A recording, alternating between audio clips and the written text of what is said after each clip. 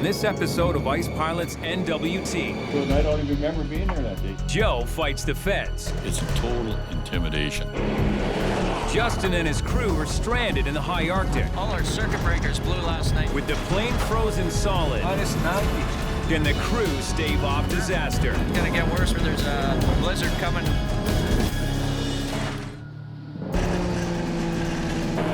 In the vast Canadian North, tiny settlements are scattered across the Barrens, isolated, cut off. Up here, many rely on one man to deliver their food and supplies. So Yanks get home? Can I go slow? Joe McBryan, airman and chairman of Buffalo Airways, based in Yellowknife, Northwest Territories. Now in its 40th year, Joe's company flies planes from a bygone era.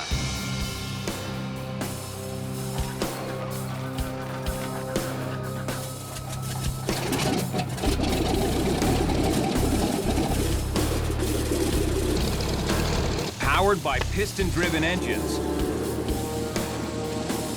these planes were built before the jet age.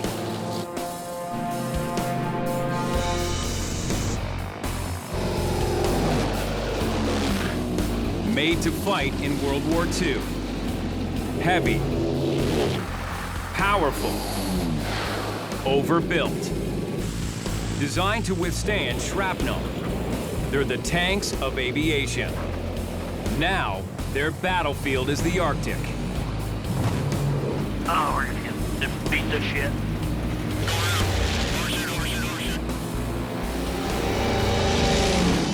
This is no place for the faint-hearted.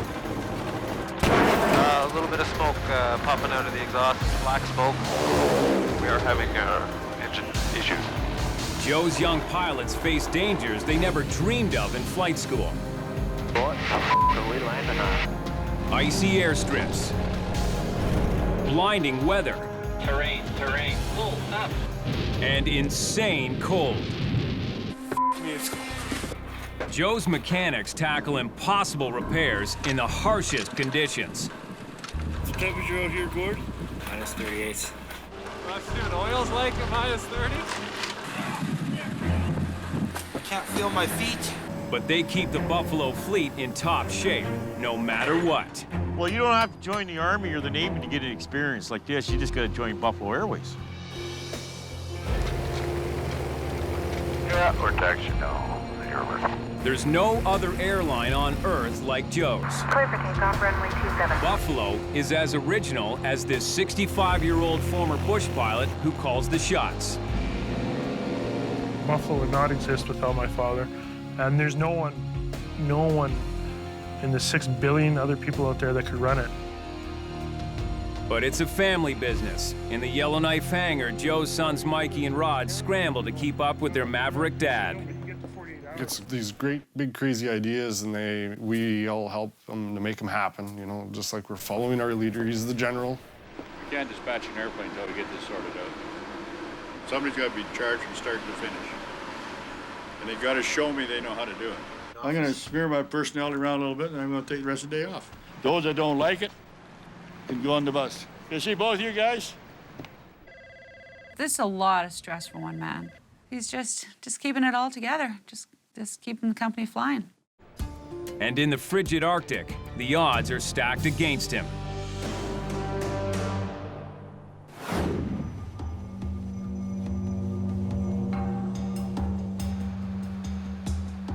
It's before dawn on the tarmac. One of Joe's DC-4 crews preps for an urgent mission.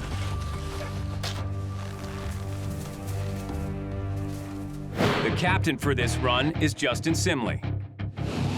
At 29, Justin already has thousands of hours of stick time.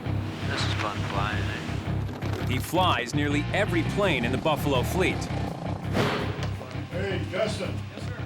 Justin's become Joe's go-to pilot for the toughest jobs. And this is one of them. With a severe recession, Buffalo had to bid low to clinch this contract. We had to jump on this one at a cost that we really had to look at. So it was a skinny margin for profit. so skinny that if Justin can't complete the 2,900-kilometer trip in one day, the job will cost Buffalo money. They'll burn almost $40,000 of fuel alone. The mission calls for Justin and his crew to pick up an 8,000-pound generator in the hamlet of Joe Haven on the Arctic coast. Yellowknife radio, good morning, it's Buffalo 57. And deliver it to Whale Cove on the shore of Hudson Bay. All set. All set. In the Arctic, there's no electrical grid linking settlements. The villages rely on big local generators to keep them alive. If the generators fail, a blackout can mean no heat and no light in the long, cold Arctic night. What if I could get the airplane around and get it home and do the job safely? I'm happy. It's 1,100 kilometers from Yellowknife to Joe Haven to pick up the generator, 700 kilometers from there to Whale Cove to deliver it, and 1,100 kilometers back home. That's a lot of flying in a single day. By the time the sun comes up, the DC-4 is well on the way to its first stop, Joe Haven. Thanks, sir. Justin's co-pilot today is Sean Berry, in his 6th year at Buffalo. The engineer on board is Adam Smith. He grew up at Buffalo. His late father was chief pilot. Grabbing a quick nap, the 4th member of the crew is ramp hand Andrew Veit. Note the time, please. Hit the 10. It's been 3 hours since takeoff, and they're flying problem-free. Let's see if anybody's alive out there. Roger. Joe Haven, the airport radio. But just outside Joe Haven, Look at this, 16 miles out of Joe, just outside of there. the crew hits low-lying ice fog, a dense layer of ice crystals that completely obscures the Joe Haven airstrip. When we reached the coast, we saw some fog, and at which time we called and got the weather from Arctic Radio. Buffalo 5718, Arctic Radio, Joe Haven, 100-foot ceiling. They advised us Joe Haven was severely reduced visibility. Although they have instruments to guide them, they can't land unless they can see the runway from a minimum of 300 feet above.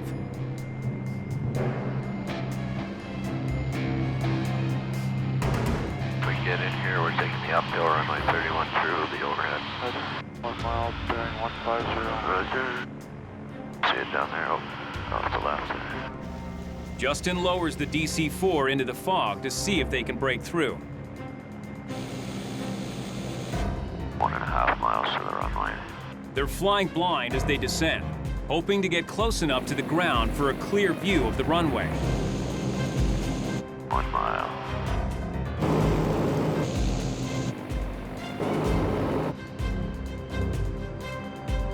That is a terrible fog, man. At 300 feet, Justin still can't break through the whiteout. Pea soup. Pea soup. It's too risky to try to land. Justin throttles the DC-4 back up above the fog. All right, well, let's start looking for an alternate, boys. Let's get on the horn.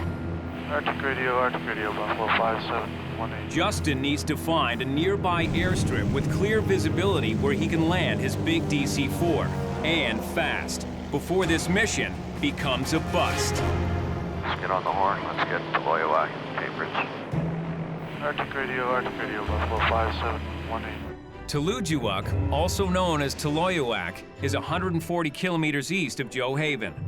Cambridge Bay is 370 kilometers away.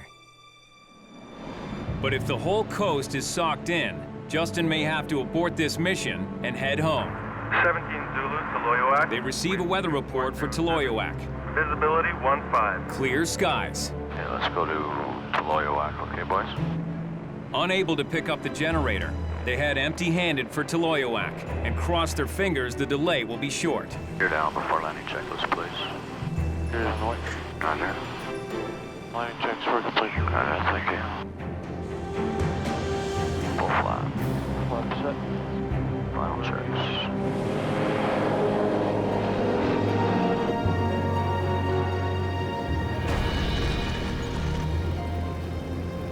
Tloyoak, population 800, is above the 69th parallel. It's the northernmost community on the Canadian mainland. Up here, in -30, the engines will freeze solid in an hour, so the crew gets busy. Plugging in the engines, ceramic heaters, and basically you can get a ceramic heater one you'd have for your house. This is a little thing. You basically just put it inside the engine by the cylinders, and they'll keep them at 20 degrees or so. And then plug in the oils as well. Little pin heaters in the oil tanks keep the oil nice and liquid. Now all Justin and the crew can do is wait and hope the fog over Joe Haven, just a half hour away, clears very soon. It's very important that we get it done in a timely fashion because that's what our customers grown to expect. This unscheduled pit stop has compromised the entire plan. They missed Joe Haven on their first leg, and that right there put him behind. He burned a little extra fuel. Inside the WWII Airport terminal, Justin and co-pilot Sean recalculate the fuel needs for the next legs of the mission. 120 miles is what we need. Powered by piston engines, the DC-4 runs only on aviation gas, or avgas, unlike modern turbine-powered aircraft, which run on jet fuel. 20 drums it is. You cool with that? Yep. Okay. Their diversion has used up precious fuel, and there's no avgas available at WWII. Avgas for a DC-4 is always challenging to find in the north, especially as time goes on. It seems there's less and less of it shipped in. Luckily, Justin has come prepared. I chose to take 15 drums of aviation fuel with us in the aircraft. The crew begins pumping avgas into the DC-4 wing tanks, one drum at a time. It's a reality of flying vintage planes that use nearly obsolete gas. Pilots often carry extra drums of highly combustible fuel in the cargo hold.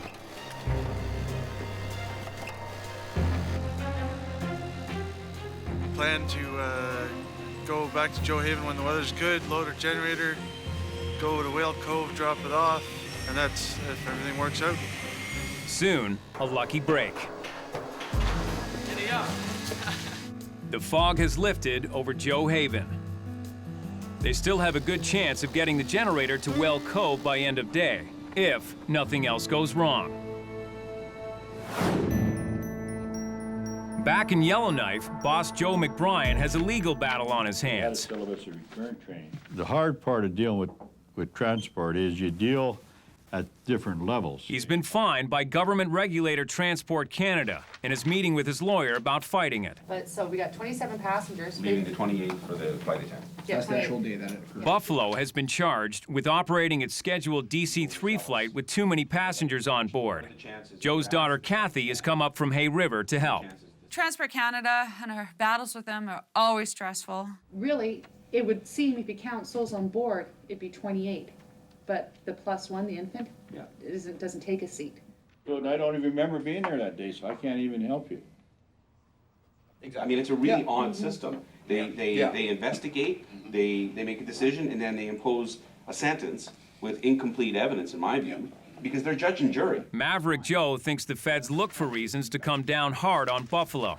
It's an intimidation, a total intimidation. They do not treat us as working together. They treat us as if we're in a lockup and they're wearing the uniform. What you're telling me is that a group of people were out to get you, and I think you've got a reasonable set of facts that would support that contention. Joe's independent northern style has clashed with the southern bureaucracy for years, but he's developed a unique way of handling his frustrations. People go out for therapy, they run or they swim or they crochet. I clean up cat shit. Especially I like cleaning cat shit during Transport Canada safety audits. They send me all this hate mail about all the things I'm doing wrong. And I scoop it all up, and I read through it, and I sort out the good, and I sort out the bad, and I try and keep some of the old.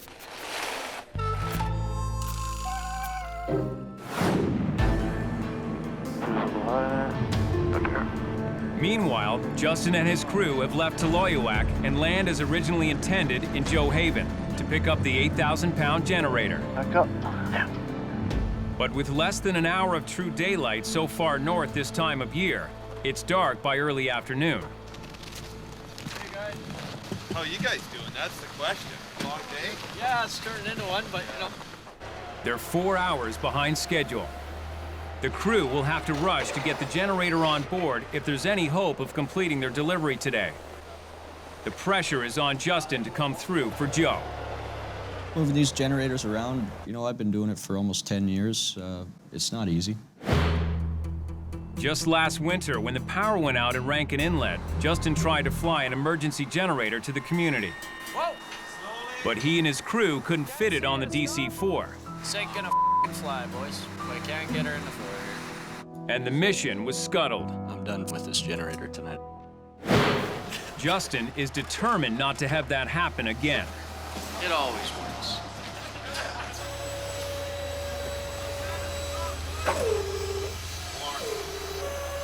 It's intense. There's a lot going on, and there's a lot of things that can go wrong. So your eyes have to be everywhere. You got to trust your crew, and everything's got to be right. But everything is not right. They can't find a way to get it through the door. Bring them in some more and then bring them on in. Bring them on in. He comes in, straighten the tires. How's that door now? Just missing. Are we gonna miss it? Okay. The clock is ticking, and the generator is stuck halfway inside the plane. No, we're... Yeah, it can be pretty tricky for sure. It's inches and angles, man. But Justin doesn't have an inch to spare. What about if he's got to come in straighter? This angle thing isn't working. They back out the generator again and line it up for a third try. Good. There. Go down an inch. Down an inch. Good. Good. This time, Adam uses the pallet jack to slide the generator on board. This pallet jack may be the end of this.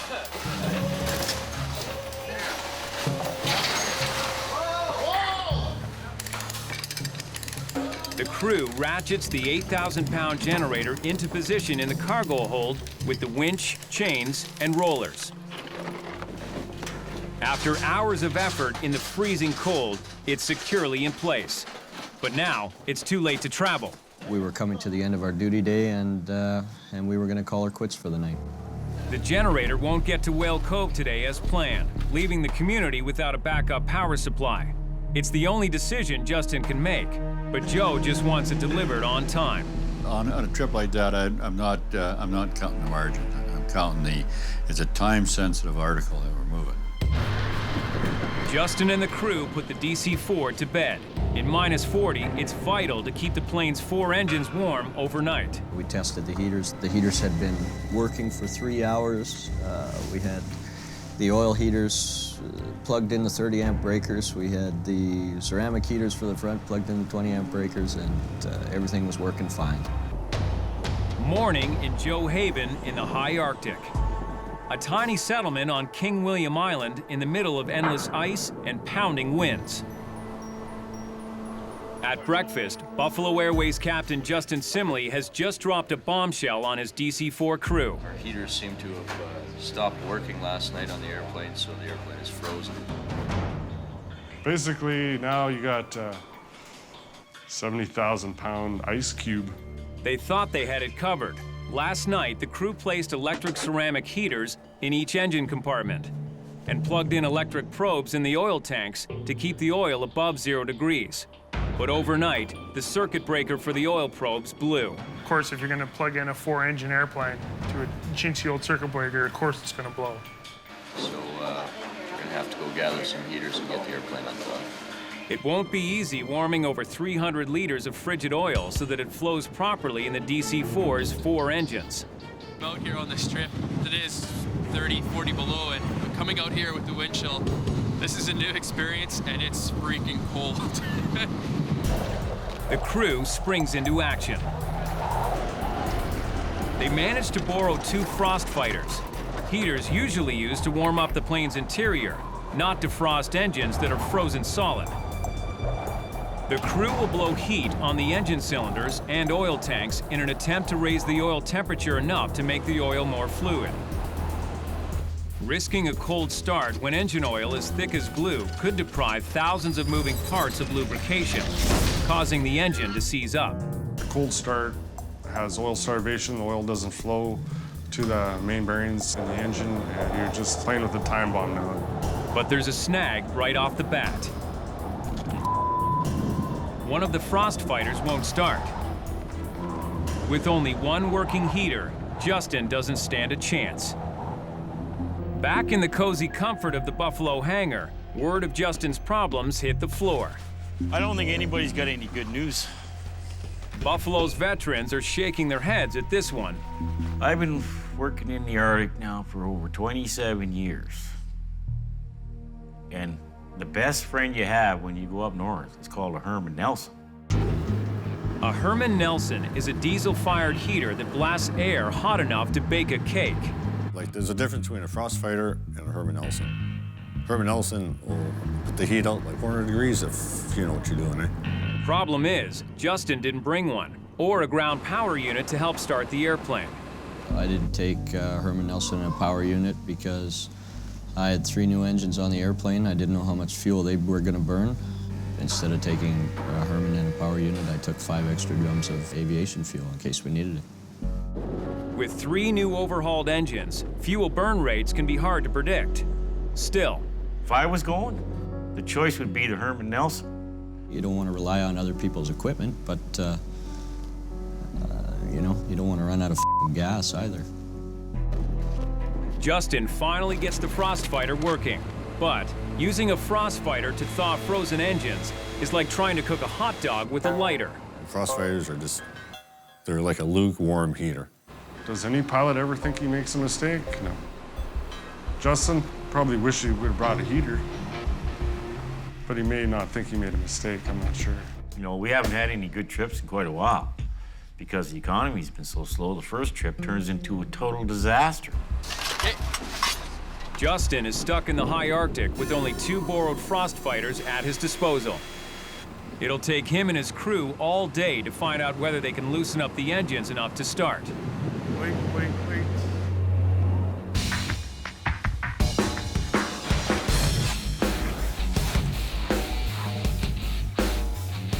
Later in Yellowknife, word of the problem reaches Joe. My father, growing up in the north, basically was a one-man show when it came to aircraft, so he was fully responsible. He wasn't too happy that the airplane froze up. No, I've never frozen up an airplane. Because it's like a farm. What you do at night is what you get in the morning. So I make sure the cows are all inside the fence before I go to sleep. The golden rule of the Arctic, they broke it. They didn't take their backup system. I wouldn't have left the ground without it myself. I was appalled to find out they didn't have it on board. If you don't have a backup, you don't have a plan. I mean, that's a sacrilege. That's like peeing in a church or swearing at the mass. You don't do that kind of stuff. You don't go to the Arctic without your winter gear. He just can't stand the fact that we said we were going to do something, and for no real good reason did we get it done properly. I mean, that's kind of a joke. I mean, the amount of experience we have, it's like polar bear that can't swim. So cigarettes, you smoke them when you need them, eh? Only when pilots piss me off. But there's little Joe can do, and things are getting even worse for Justin.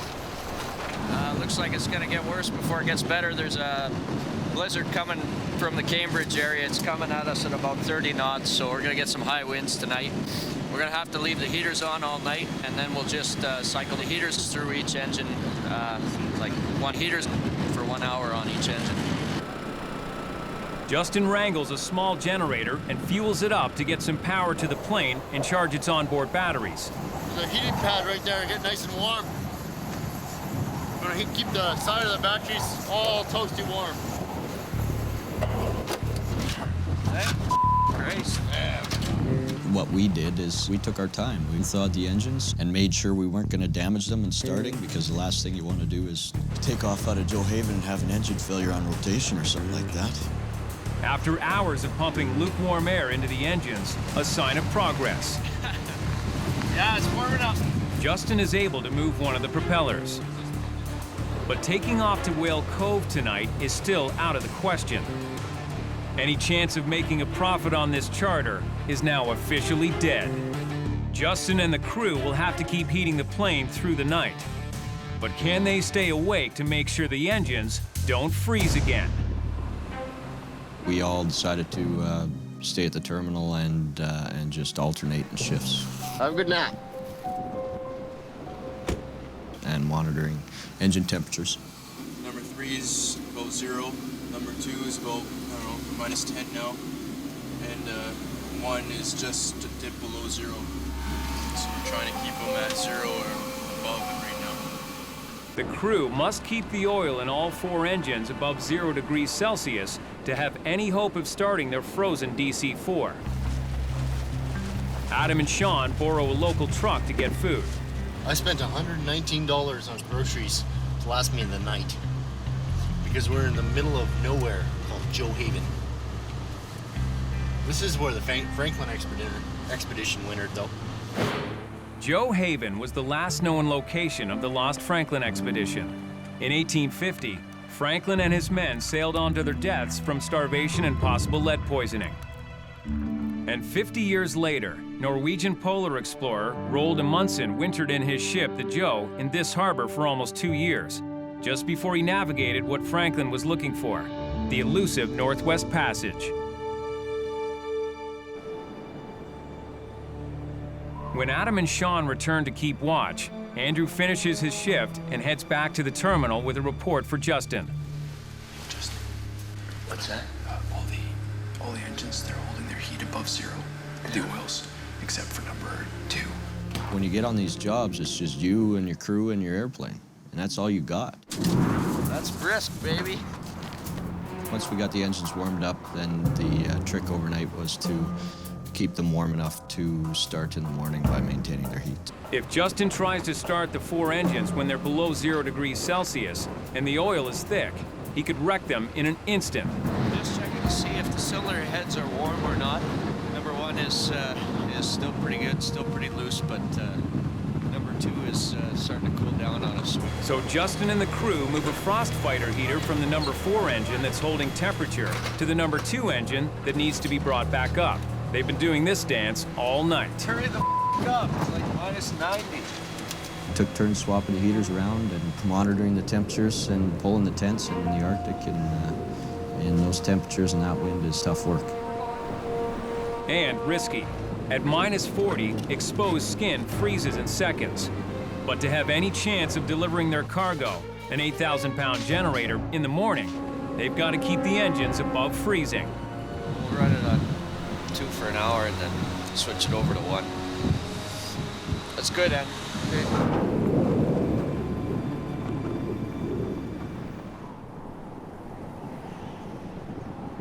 The DC-4 crew never expected to see 1 morning here, let alone 2. They've made it through the bitter winter night of blowing winds and minus 40 temperatures, but have the engines. Number 1 first. We'll start number 1, then we'll go to... Holy you got frostbite yet? Once we have all engines started, somebody's gonna have to pull the tail post. I'll do it. Ready?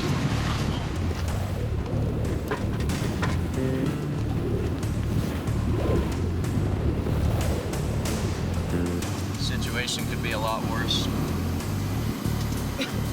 We survived the night, 30-knot winds, Arctic blizzard, not a lot of fun.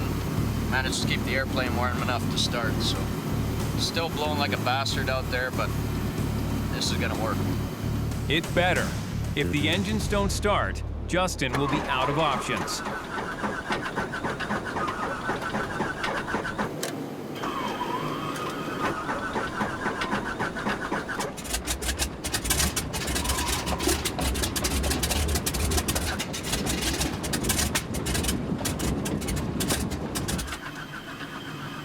This one likes her gas, eh?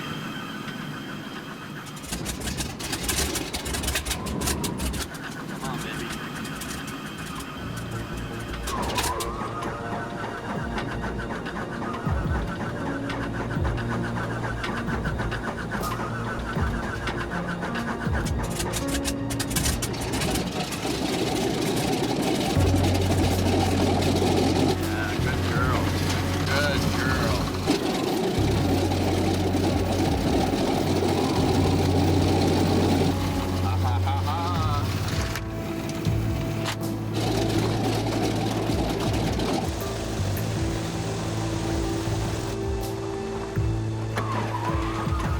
Next comes engine 3.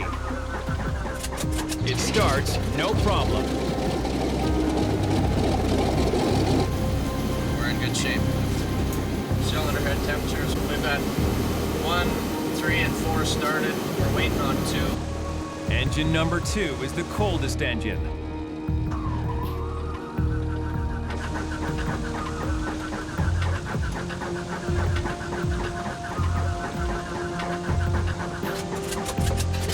She kicks in. Justin has all 4 engines roaring. An amazing recovery from 24 hours ago.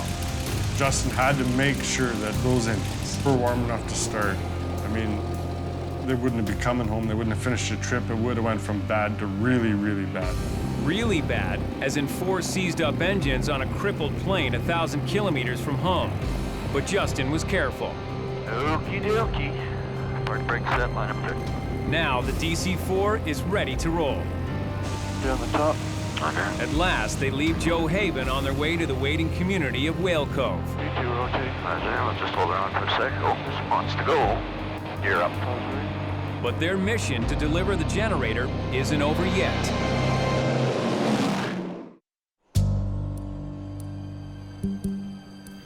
Really? I've been here since 20 to 12. Still upset at Justin for the DC-4 freeze-up in the Arctic. Joe's in a prickly mood in the Yellowknife hangar. The old man came in today and it wasn't a good scene, man. It was pretty rough. What are they doing in LFR? Since Justin's charter is still not back, Joe's directing his frustration at Mikey about a maintenance mix-up in the hangar. Can you quit screaming in your phone so I can hear you? And he flips right out because with the 15 minutes I was gone, they took PNR in the hangar and put WZS in. PNR and WZS are the call numbers for 2 of Buffalo's DC-3s. WZS is in the hangar, PNR is not in the hangar. Have you been to work today? He came in all guns a-blazing, accusing me of not being at work and not knowing what was going on. And who makes that decision? Well, Mikey rushes back to the hangar to sort things out and gets in the line of fire. Joe is tough to please, but that's how he's kept Buffalo flying safely for 40 years. He's got such a reputation for being so volatile and so mean and stuff like that. And I've seen him make grown men cry. It's how it is here. It's just the slightest thing will set him off. With the economy in the doldrums and his business down, Joe's stress level is high. I believe it's a whole thing about it being slow right now. There's no real work. It's his planes, his company, and I mean, think about the stress that he'd be under. How many aircraft flying around the Arctic, how many young pilots, and then he's got, 200 employees. He's worried about their jobs, worried that he's gonna find work for them, worried about their families. And having a charter that's now costing him money by running 2 days behind schedule isn't helping. It's all on Joe's shoulders. I think that the wrong name for Buffalo is Buffalo. I think it should be called Joe, and then people would understand a little bit better. Meanwhile, further north, the waylaid DC-4 charter seems to be back on course. Joe Haven at 1745. Requesting the latest Whale Cove weather. It's headed for Whale Cove on the western shore of Hudson Bay with a new generator for the settlement. Control 10 flap. Frostbitten and exhausted, the pilots finally have the Whale Cove runway in sight. On the end. On the half. My throttles now. All the mixtures. Final checks are good. Mixtures cut. 2 and 3 back up now. 2 and 3 back up. Well done, Shine. Oh, wait. 5720, check you down at 2003. Welcome to Whale Cove.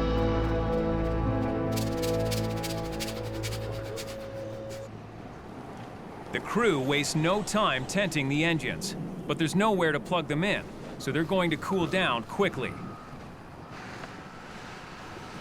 By the time the engines are covered, dusk descends over the tarmac and the temperature plunges. The tired crew has no more than 1 hour to get the 8,000-pound generator off the plane before the engines freeze up again. It's a race against time and the cold. Hey, everybody's cool up there? But Justin needs to keep his head. He directs 2 loaders simultaneously to ease out the generator. It's a tight squeeze, and there is no room for error. Came in lengthwise, picked it up, positioned the other loader to suspend the piece when it came out. You hook the generator up to the first loader that's going to pull it out the door on an angle, and you position the second loader to catch it as it comes out the door. A fumble in the transfer from one forklift to the other could send the 8,000-pound generator crashing to the ground. Because you're putting cold steel onto cold steel, there's always the potential to have the generator slide off the forks. You can damage the airplane pretty badly if you screw this up, so it's got to be right.